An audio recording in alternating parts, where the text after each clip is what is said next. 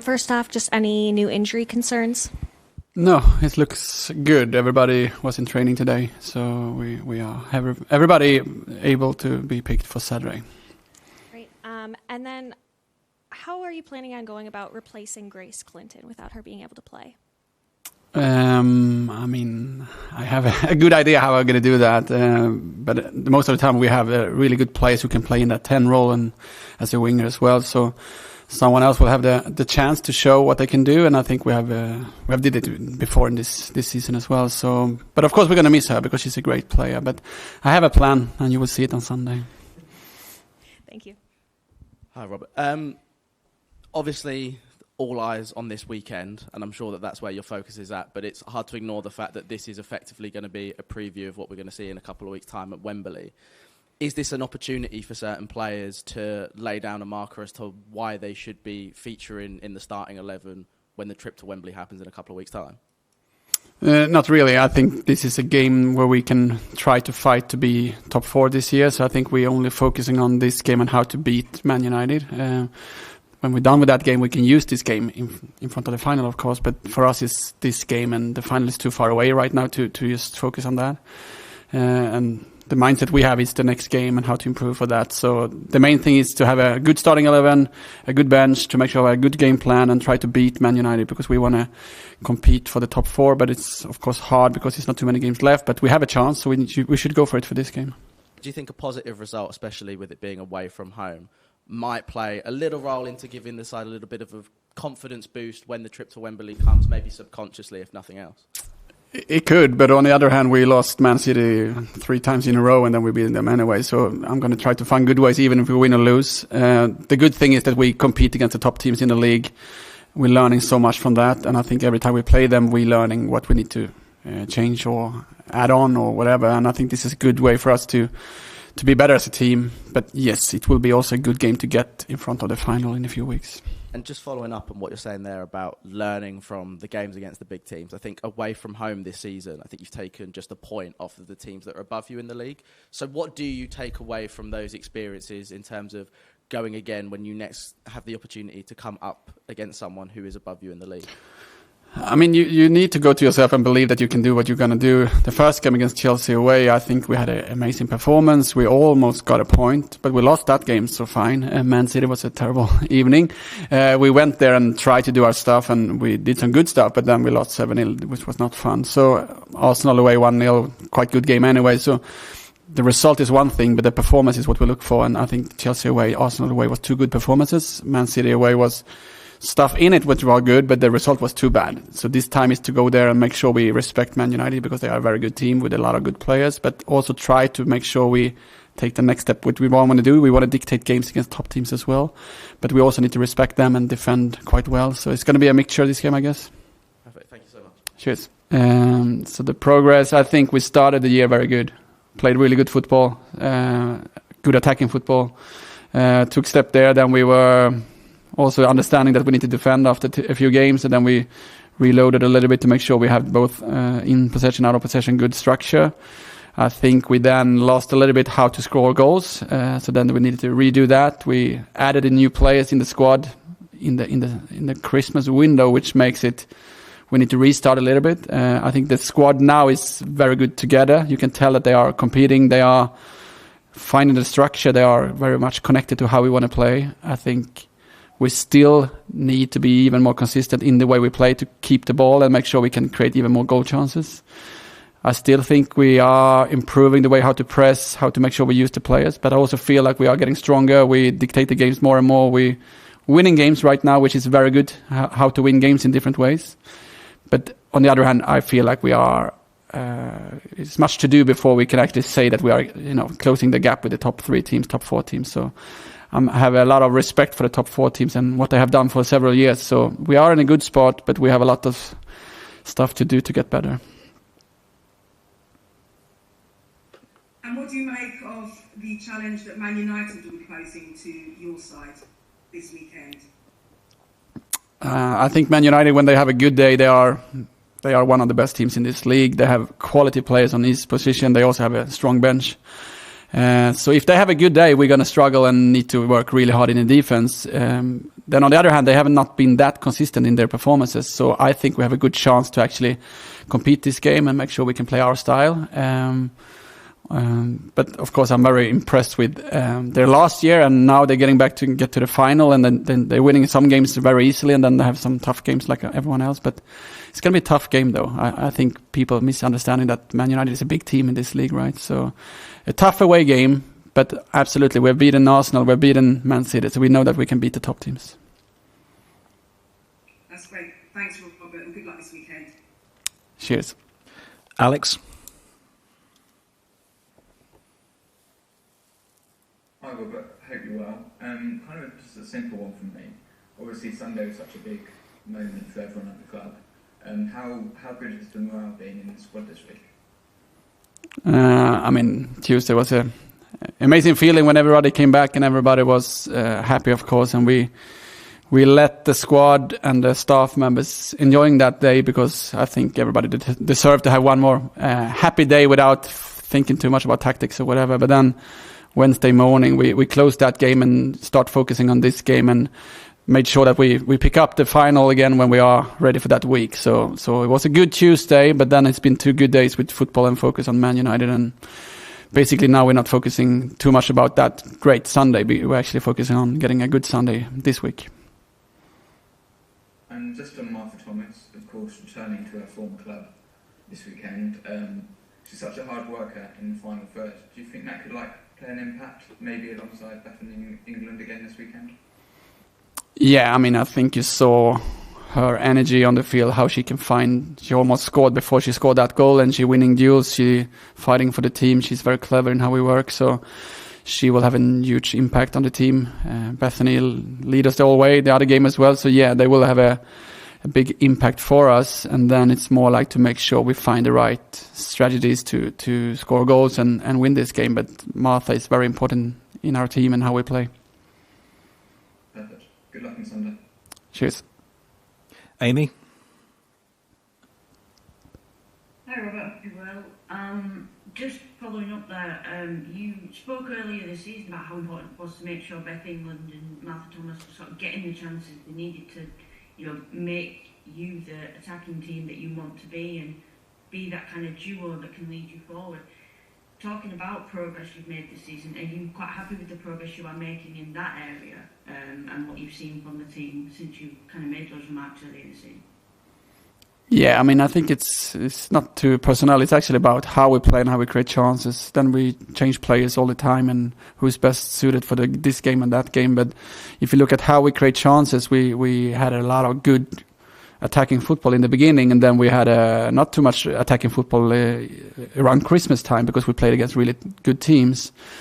And after that, we signed a few new players, we renew a little bit, and then we perhaps lost a little bit of the relations in how we play. And then Bethany came back, but she was still not really 100% fit. And then Martha got injured. And so, of course, it's not perfect, but we're taking steps all the time. I think Bristol City away was one of the good games where we got back to how we want to play. I think Leicester, this game was not perfect, but we also find good attacks and good ways to attack, but we're not there yet. And that's a part of this journey. The relations is, of course, for me to find the right positions for right players and how they can play together. And it's very different.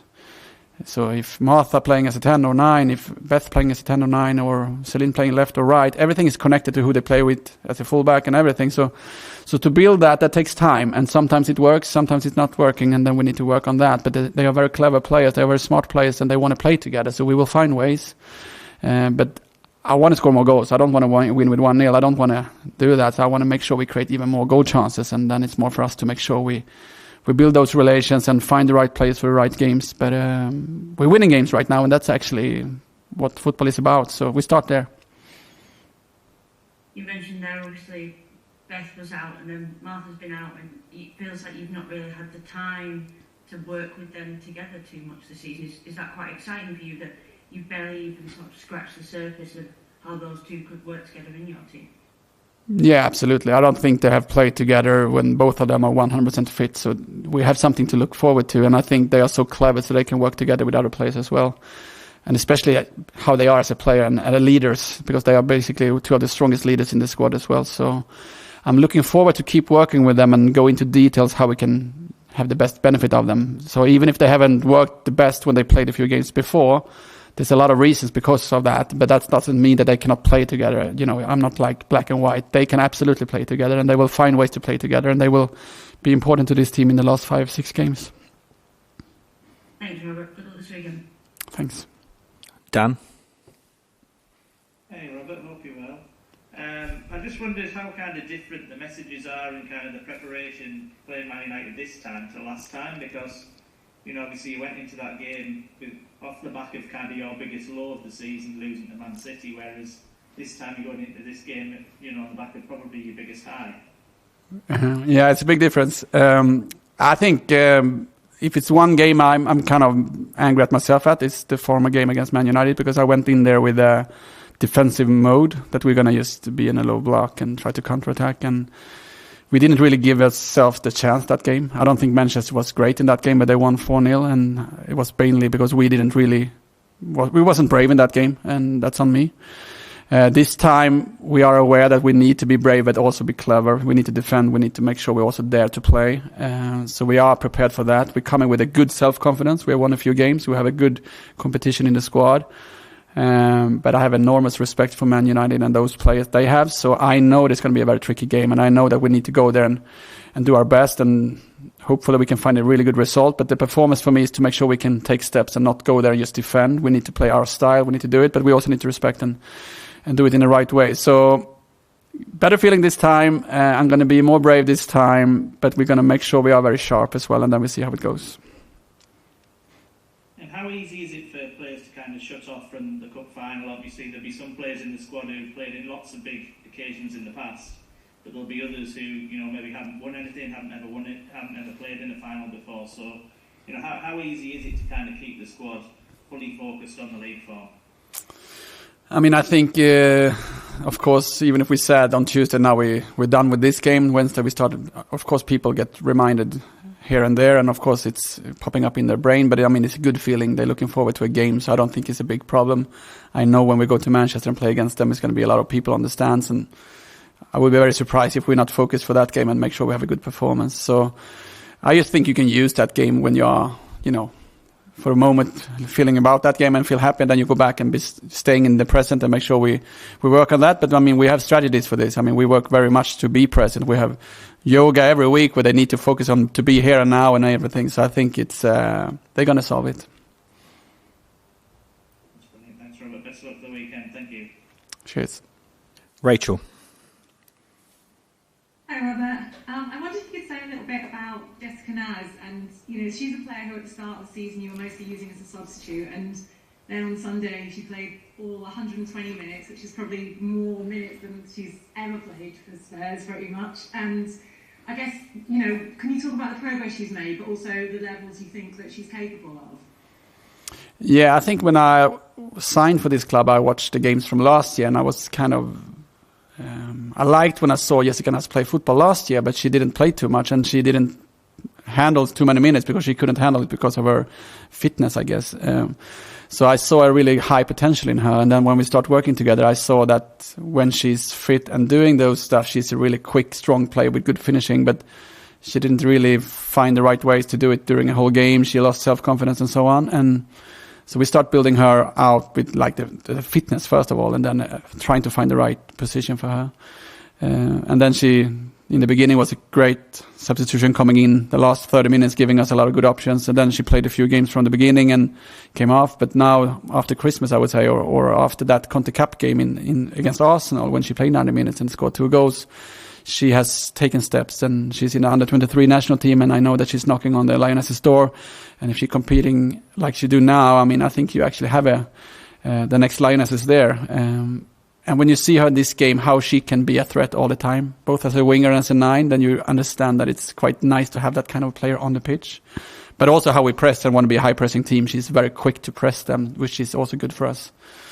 And now she added the finishing, which she works a lot with Anton, the assistant coach, and so on. So I just love that she's doing everything now. She can run, she can work hard, and she can be sharp and smart in the finishing. So she has a really high level, and she can be a top goal scorer in this league, absolutely. Thanks.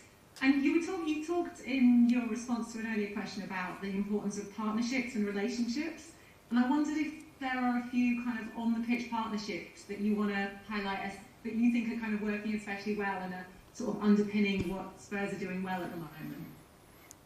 I mean, there's different phases of the season when different relations work fine. But I mean, if you look at the last 4 games with Becky, Luana and Amy, those relations between those 3 has been amazing. And we have 4 wins in a row. And then Molly was out a few of the games and then she came back last game. But of course, when you build good relations, it's not only that you just switch players, because I think Molly is an amazing centre back as well. But sometimes the relations is also worth adding to that when you pick a team, for example. And then you often have the fullback wingers. I think Ash worked quite much with Celine this year and have good relations and so on. I think Grace and Beth finding good ways to collaborate. The goal against Bristol City, for example. So we're trying to work with partnership in different areas, because I think that's when you get a dynamic. It's not when I give them the patterns. It's actually when they get the patterns and their relations that you can get magic. So we're working a lot with feedback with pairs or groups and make sure we can find ways to build these relations. In the beginning, I played the same partnership. Now we have more competition, so now we go back and forth a little bit, but then they build different relations with different players, and I think that's good for their development. So it's a big thing for my tactics to build the relations. Thanks, that's really helpful. I guess just thinking about the upcoming game, last weekend we saw that Manchester United are not afraid to put in robust challenges. So is that something that you specifically and sort of prepare the squad for, and how do you do that? I mean, we try to prepare our squad for what we think is the game plan, how the opponent's going to do, and also to prepare when it can be something really different and something really tough or whatever. So we're trying to make sure they're not really too calm and too settled all the time. They need to be able to handle different scenarios and so on. But on the other hand, we try to have a same routine, same structure, focusing on ourselves. So whatever they do, we're going to make sure we go back to what we want to do.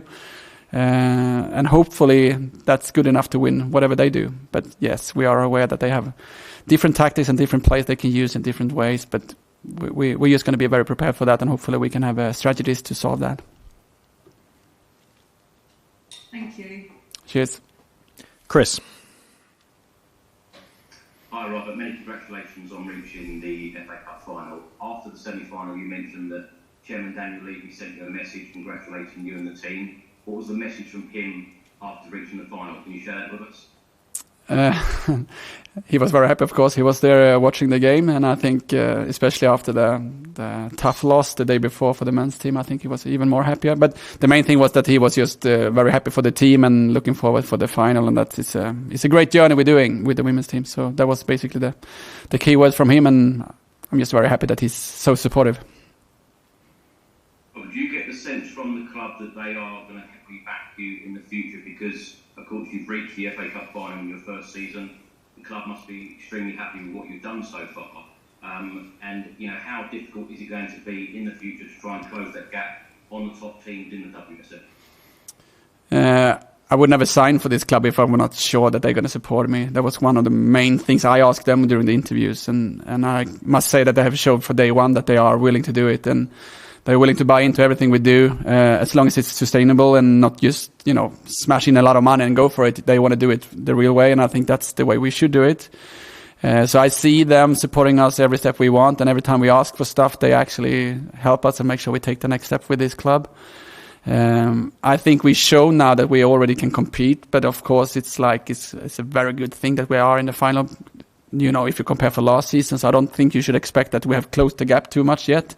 It's actually just a good start of that journey. And I think they want to close the gap. We're going to close that gap and we're going to compete for the titles and everything. But the main thing is we don't need to rush that, because some teams do that and then they break down quite quickly. So we're going to build this team together as a really strong team. And then in the long end, we're going to compete with young, talented players that we can develop instead of just buying the most expensive players in the league. And when we do that, we're going to be able to sell players or keep them and make sure we go to the Champions League and everything. But there's no rush, because we know what we're doing and we're going to take it step by step. And the board is with us with that, and they want to do it the long way. And I kind of like that, because sometimes you rush too much and then you fall very, very deep. And I don't want to do that. I want to make sure we stay in top for a long, long time. And that's what we're trying to build.